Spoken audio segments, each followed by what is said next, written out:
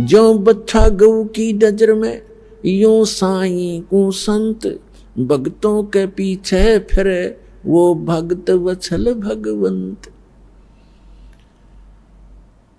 अब फिर क्या होता है, गरीबदास साहिब जी ने परमात्मा कबीर जी के बारे में बताया है। नरसिंह जी की हुंडी दीनी, वह सावल सा कहाया, द्योती का ब्याह भया तब भात भरण को आया। अपने आत्माओं देखो, वैसे तो हमारी रस्म रिवाज बहुत गलत है जो हमने बना रखी थी, अब इनको हम मिनिमाइज करेंगे। लेकिन सतयुग त्रेता द्वापर में परमात्मा ने कहा था कि बहुत ही कम हंस पार हो पाएंगे, और इस कलयुग में मैं धीरे धीरे जो समय फिक्स किया है इसी के दौरान सबको पार करूंगा, और पार होने की विधि उन्होंने बताई है, वो दास आपको बताता रहेगा। लेकिन आपको दास बार बार बताता है कि ये काल भगवान जो यहाँ का प्रभु स्वामी है किस ब्रह्मांड का, ये सरपुरुष है, इसको सरब्रह्म भी कहते हैं, इसको ब्रह्म भी कहने लग गए। ये काल है जो स्वरूपी निरंजन है, ब्रह्मा विष्णु महेश का पिता है, दुर्गा का पति है। ये चाहता है कि यहाँ के प्राणी परमात्मा से परिचित रहें, गलत साधनाएं करें, भगवान से इनकी आस्था हट जाए और ये नास्तिक हो जाए। जब ये नास्तिक हो जाएंगे तो सुनेंगे नहीं भगवान के लिए, और परमात्मा ने आना था 5500 वर्ष जब बीत जाएंगे, स्वयं ने आए तो दास भेज दिया वो ज्ञान कराने के लिए। तो इससे पहले उसकी नीति ये थी कि सबको ऐसा नास्तिक बना दूं ये भगवान से दूर हट जाए।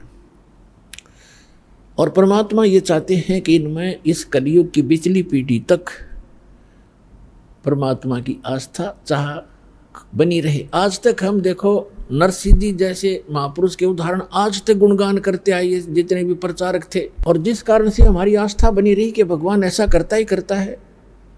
लेकिन ना उन प्रचारकों को कभी ऐसा हुआ, ना उनके उपासकों को कभी ऐसा हुआ, लेकिन उसके कारण हम डटे रहे कि भगवान ऐसा करता है, ऐसा हुआ है तभी तो गुणगान हो रहे हैं।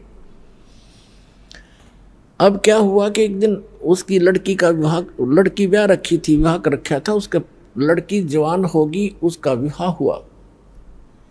उसके विवाह के लिए लड़की आ गई बात नौतन, यानी अपने पिता, ऐसे रिवाज बना रखी अपन ने, तो ये रिवाजें अच्छी नहीं है, फिर भी भगवान ने दुखी होना पड़ा, उसके लिए भी बहुत कुछ करना पड़ा। अब उसकी लड़की आई और पिता से कहा, पिताजी आपकी ज्योति का विवाह है, इस दिन बात है, आप आइएगा। तब उसने कहा कि मैं निर्धन कंगाल बेटी, ना मेरे पास दाम धन नहीं, पर आऊंगा बेटी मैं सुमरूंगा राम। जैसा भी कंगाल हूं मैं तेरे द्वार पर अवश्य आऊंगा। लड़की चली गई। लड़की जैसे वहां प्रतिफल में कुछ दिया करते हैं, बेटी जावे भात नोच कर, कुछ नहीं दिया।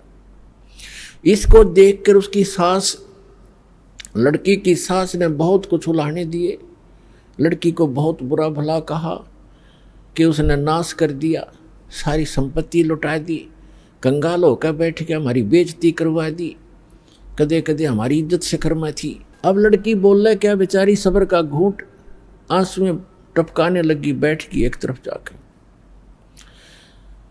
अब नरसिंह चिंतित हुआ कि कैसे वहां पहुंचेंगे, कौन मेरा साथी होगा।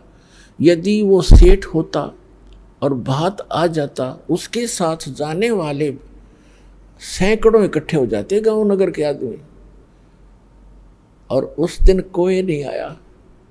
उनके पास कुछ अंधे सूरदास आया करते थे, नरसिंह जी की झोंपड़ी पर बैठ जाते थे, सत्संग करते थे, विचार विमर्श करते थे, फिर चले जाते थे। उनमें एक शिक्षण नाम का बुद्धिमान था सूरदासों में। उसने कहा कि आज नरसिंह तेरी बात में कसक नहीं, तेरी आवाज में कोई चिंता टेंशन बन गई। उसने बताई कि ऐसे ऐसे लड़की आई थी और ज्योति का भात आ गया है और ये चिंता बन गई मैंने। नरसिंह वो कहने लगे, उस शिक्षण सूरदास अंधे ने कहा कि भाई भगवान पर भरोसा रख, दिल ना तोड़े, हम चलेंगे तेरे साथ। ने बोला नगर का कोई साथ नहीं हो सकता। कहने लगे हम चलेंगे सारे के, वो 16 जने थे गिनती में, बोले हम चल लेंगे तेरे साथ, चिंता ना करे, कोई बात नहीं, देखी जाएगी जो भगवान उड़ इज्जत हो चाहे बेइज्जती, पर बेटी के द्वार पर खड़े जरूर होंगे चल के। तो वहाँ सफ़र करने के लिए पहले बैलगाड़ियाँ थी, अब बैलगाड़ी उसके पास नहीं, गांव से मांग कर लाया, किसी ने बैल ऐसा दे दिया जो घर से मांगी वस्तु उधारी ऐसे देते थे जो घर से रिजेक्टेड सी हो, किसी से एक बैल मांग गया, किसी से दूसरा, उन्होंने ऐसे दे दिए काम चलाऊ से, निकम्मे से बैल। और बैलगाड़ी थी खराब सी, वह पक्का दिख ले जा सेठिया। अब सेठ ने वही बैल दोनों जोड़ के वह गाड़ी ले ली, बैलगाड़ी, 16 सूरदास उसमें बैठ के वह उसके मित्र। अब गाड़ी चले नहीं, क्योंकि ना तो बैल ढंग से चले, ना उसने चलाने आवे, ड्राइवर कदे रहा नहीं बैलों का, और गाड़ी ऐसे लचर पचर करती हुई चल रही है धीरे धीरे। अब उस स्पीड से वो 10 दिन भी नहीं पहुंच सकते थे, और विवाह था तीसरे दिन। अब वो श्री कृष्ण के पुजारी थे, सूरदास भी, और साथ में नरसिंह जी भी श्री कृष्ण जी की अर्ध लगाते जा रहे थे। वो परमात्मा स्वयं आगे एक कारीगर का रूप बना के और उनसे कहने लगे कि भाई नरसिंह सेठ, मैंने भी उस गांव में जाना है, जिस गांव में उन्होंने जाना था उससे एक गांव पहले का नाम बता दिया नरसिंह जी का, और कहने लगे मुझे भी बैठा लो अपनी गाड़ी में, साथ में भी चल पड़ता हूँ। नरसिंह जी कहने लगे बैठ ले बेशक गाड़ी में, पर हम लगता है ये रास्ते में रह जाएगी, ये बहुत ख़राब है, करने वही पड़ी है। तो उसने कहा कि मैं मिस्त्री हूँ, आप एक बार नीचे उतरो और मैं इसको ठीक ठाक कर लेता हूँ, फिर चलाएंगे। नरसिंह जी ने कहा कि देखो मेरे पास पैसा नहीं है किराए कुछ देने को, मैं तो भगवान के शब्द सुना दूंगा तुझे। तो कारीगर रूप में भगवान बोले कोई बात ना, मैं कुछ नहीं लूंगा आपसे, मैं आपके साथ बैठकर भी तो चलूंगा। अच्छा फिर ठीक है। तो पुण्यात्माओं, ये जितने आज तक प्रचारक हुए उन्होंने श्री कृष्ण जी को सुप्रीम पावर मान के और नरसिंह जी को उसका भगत जान के उनका एक महिमा का शब्द बना रखा है, वो सुनाता हूँ आपको। लेकिन सच्चाई जो है वो दास आपको बताएगा। अब उन्होंने कैसे बताया है, अपनी देसी लैंग्वेज में, हरियाणवी लैंग्वेज में बना रखा है। गाड़ी आले मन बैठा ले, एक बहो गाड़ी थों भाई मैं हार लिया। गाड़ी आले मन बैठा ले, एक बहो गाड़ी थों भाई मैं हार लिया। अब परमात्मा खड़े हैं एक कारीगर के रूप में, सारे इंस्ट्रूमेंट औजार ले रखे, उपकरण आरी भी, ऐसे काटने पीटने की बसोली सारे ले रखे हैं। और क्या कहते हैं, गड्डी आले मने बैठा ले, एक बहो गाड़ी थाम भाई मैं हार लिया। नरसिंह जी जब न्यों बोले, या गाड़ी मेरी पुरानी है। प्रभु जी फिर न्यों बोले, भाई के मेरे त छानी है। प्रभु जी फिर न्यों बोले, क्या मेरे त छानी है। नाम कृष्णम जात का खाती, ये जानू सारा काम भाई मैं हार लिया। गाड़ी आले मन बैठा ले, एक बहो गाड़ी थाम भाई मैं हार लिया। प्रभु जी फिर लगे समारण, ले हाथ में आरी जी।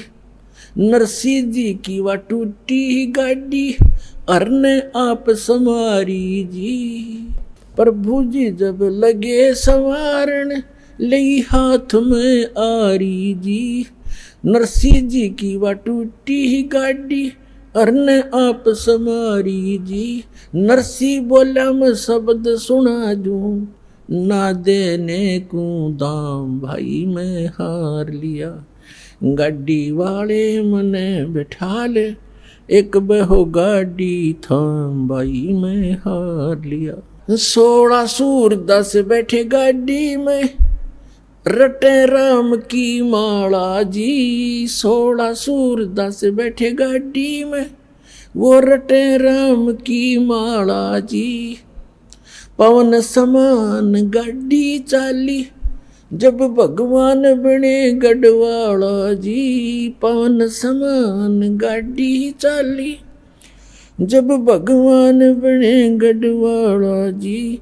भक्तों का रखवाला जी, वो आपे पूर्ण राम भाई में हार लिया।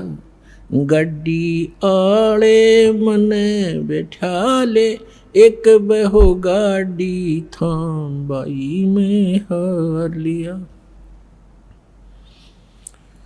बैलों ऊपर हाथ फेर दिया, बल बैलों में आया जी। बैलों ऊपर हाथ फेर दिया, बल बैलों में आया जी। कई रोज का पंथ विकट था, पल माहे पहुंचाया जी। कई रोज का पंथ विकट था, पल माहे पहुंचाया जी। वो प्रभु खाती चला गया भाई, कर संतों प्रणाम भाई में हार लिया। गाड़ी आड़े मने बिठा ले, एक बहो गाड़ी थाम बाई में हार लिया। कृष्ण तो रथवान बने, ये कबीर बने रखवाला जी। कृष्ण तो रथवान बने, कबीर बने रखवाला जी। जो सतगुरु के शरणा आगे, वो भगत जीत गए पाला जी। जो सतगुरु की शरणा आगे, वो भगत जीत गए पाला जी। संत करे नहीं टाला जी, परमेश्वर करे नहीं टाला जी। वो सारे सबके काम भाई में हार लिया। गाड़ी आले मने बैठा ले, एक बहो गाड़ी थाम भाई में हार लिया। इन कथाओं से हमने शिक्षा लेनी है, क्योंकि पहले तो हम बालक थे। हमने कोई कह देता कि ये आसमान बहुत निकट था, दादी अम्मा ने एक सितारा तोड़कर और ऐसे ऐसे कर दिया, इसलिए दूर भाग गया, तो हम सारी मान लेते थे ऐसे होगा। अब हम ये बातें नहीं सुनेंगे किसी की कि श्री कृष्ण जी ने ऐसा कर दिया, फलाने ने ऐसा कर दिया। गीता अध्याय नंबर 15 के श्लोक नंबर 17 में स्पष्ट किया है कि उत्तम पुरुषत्व अन्य परमात्मा की उदारते, यह लोक धर्म अवश्य विवर्ती अवैश्वर है, जो सबका धारण पोषण करता है, सबकी केयर टेक करता है, तीनों लोकों में सबका वही एक ही मालिक है। वही सब अपने भगत से पहले पुण्य करवाता है, फिर उसके आधार से अब स्वयं ही उसकी मदद करता है। तो कहने का बात यह है कि नरसिंह जी जब न्यों बोले, नरसिंह जी ने कहा कि गाड़ी मेरी पुरानी है, कंडम है, ये चल नहीं पा रही है। तो परमात्मा ने कहा ये क्या मेरी तछानी है,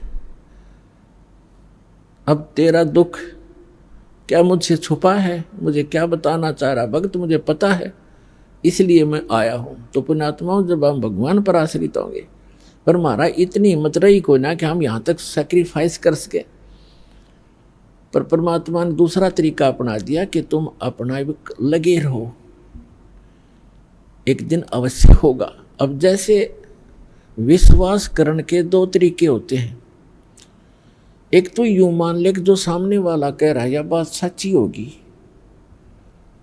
और नहीं फिर उसके बताए अनुसार कुछ करके प्रैक्टिकल देख ले, तो वो भी बात फिर वह सच्चाई तो ऊपर आएगी। जैसे एक किसान था और एक सेठ के पास अपनी फसल बेचकर आता था मंडी में, और उसका आड़ती था पक्का और नहीं जाता था कहीं पर। एक दिन क्या हुआ कि जब वो फसल लेकर गया 2-3 महीने 4-6 महीने के बाद, तो पता चला कि उस सेठ की दुकान बंद है। पूछने से कारण का पता चला कि उसका दिवाला निकल गया, वो अब आड़ती नहीं रहा। तो उसका मित्र भी हो गया था वो बहुत अच्छा। अब उसके पास गया, उसके कुछ पैसे भी देने थे, कुछ उधार ले जाता था उससे सेठ वो किसान। उसके घर गया सेठ के, उससे पूछा सेठ जी क्या बन गई? भाई बहुत बुरा हाल हो गया मेरा, तो घाटा लग गया एक बिजनेस में बहुत गना, और मेरा दिवाला निकल गया, रोजी रोटी को भी दूभर हो गए, कुछ रास्ता बता मेरे को मित्र। अब किसान को तो अपने ही प्रोसेस का पता था, प्रोसीजर का। कहने लगा भाई मैं तो अपना खेती बाड़ी के बारे में बता सकता हूँ और तेरी मदद कर दूंगा जितना मेरे से हो सकेगी। आप वहाँ खेती कर लो, हमारे गांव में चलो, आपको कुछ ठेके पर, कुछ में अपनी ज़मीन बहुत है वैसे दे दूंगा, और आप उसमें बोलो, बीज भी उधारा जुआ दूंगा, उसको ज़मीन को बहाने वाले व्यक्तियों को भी रोक दूंगा, 2-4 महीने तेरे को पैसे नहीं लेंगे, और अपना कर लो आप फसल। उसने सोचा चल भाई ठीक है, जब ये इतना साथ दे रहा है तो वो चला गया किसान के साथ। अब किसान ने बताया कि ये 10 एकड़ ज़मीन है, इसको पहले हल से बहा दे, इसका घास खत्म हो जाएगा। घास खड़ा था उसमें, तो उसने किसी किराए के हाली को लिया, उससे बहा दिया। अब कुछ दिनों के बाद उसमें फिर घास हो गया, तो किसान ने कहा कि इसको एक बार फिर बहा दे। उसको कई बार बहाना पड़ता है, अक्सर तरह कुछ ऐसे हैं। उसके बाद समय आने पर फिर उसमें वर्षा होगी, वर्षा होने से पर कहा कि अब इसमें बीज बो दे, गेहूं बो दे। उसने गेहूं बीज दिया या बाजरा बीज दिया। अब वो तो लाला जी था, रोजाना के 200-400 रुपये लेता था, गले में तो उठाता था। हर वहाँ चवन्नी नहीं आ रही, रोज खर्च ही खर्च हो रहा है, और डेली लिख रहा है। बाई वाले ने लिए 5 रुपये, दूसरी बार लिए 5 रुपये, तीसरी बार लिए 5, 15 रुपये तो खर्च हो लिए उसके, और अन इनकम अभी कोई आशा नहीं। जब उसने गेहूँ बीजे, गेहूँ का भी हिसाब ला लिया, बीज 50 रुपये का बीज गेहूँ का, वो भी लिख लिया। उधार थे, देने तो थे ही उसने सोचा बड़ी बात बिगड़ी भाई, आता कुछ नहीं, जा ही रहा है। फिर देखा वो गेहूँ बोने के बाद क्या देखा, खेत में सारे में घास उग गया, उसको पता था नहीं प्रोसेस का। वो सारे में गेहूँ उग गए थे, सारा हरा भरा हो रहा, और वो माथे बात लाइन बैठा। उसने ये सोचा था इसमें फिर घास जाम गया, मित्र कहेगा इसने फिर बवा दे। तो किसान भी घूमता फिरता चला गया देखने के लिए अपने मित्र की खेती, देखो कैसी लगी है, बहुत बढ़िया लगी थी। तो उसने पूछा भाई कैसे बैठा है सेठ जी, ऐसे क्यों चिंतित है? कहने लगा भाई मित्र मैं तो जाऊँ अपने घर में, क्या बोला फिर घास जाम गया, इसमें आप कहोगे फिर बवा दे, इसमें 5 रुपये फिर लगेंगे। तब वो हंसा उसका मित्र के नहीं ऐसी बात नहीं है, अब नहीं कहूँगा बहाने के लिए, अब तो ये फसल उगी तेरे, ये फसल है, गेहूँ होंगे। अब उसका ना जच्चे, क्योंकि उसको पता नहीं था कि गेहूँ भी बनेंगे कैसे, इसमें गेहूँ तो मिट्टी में डाल दिए, सारे खराब हो गए। वो तो उनको देख रहा कि गेहूँ तो खराब हो गए। अब कहने लगा तो विश्वास रख। उसको विश्वास यूँ था कि उसका साथी भी ऐसा ही कर रहा था, अक्यों भी ऐसे बोल रहा था, थोड़ा दिल डट रहा था, पर जचा कती नहीं थी। और जब वो परिपक्व हो गए गेहूँ, 40 मन गेहूँ डाले थे 1 एकड़ में, और 40 किलो, और फिर वहाँ निकले काफ़ी 20-30, उसमें ऐसे होते थे 20-30 मन। तो जब वो गेहूँ पक गए, उसमें बाली आली, बाली को उसने फोड़ कर देखा, उसमें गेहूँ थे। ओहो, तब उसको विश्वास हुआ कि सच में जो मित्र कह रहा था आज वो सारी सच्ची पाई। तो अपने आत्माओं, ऐसे ही ये जो ज्ञान है आप प्रथम बार सुन रहे हो, और इस भगवान के विषय में भी आप प्रथम बार सुन रहे हो बहुत से, क्योंकि प्रथम समझो, जिसने अब ज्ञान लिया, यहाँ से उपदेश लिया, वो प्रथम ही समझा जाता है। तो दास जो आपको बता रहा है, दास ने भी वही काम किया है जो आपको समझा रहा हूँ, बता रहा हूँ, और फिर आपके साथियों को भी ये लाभ हुए हैं।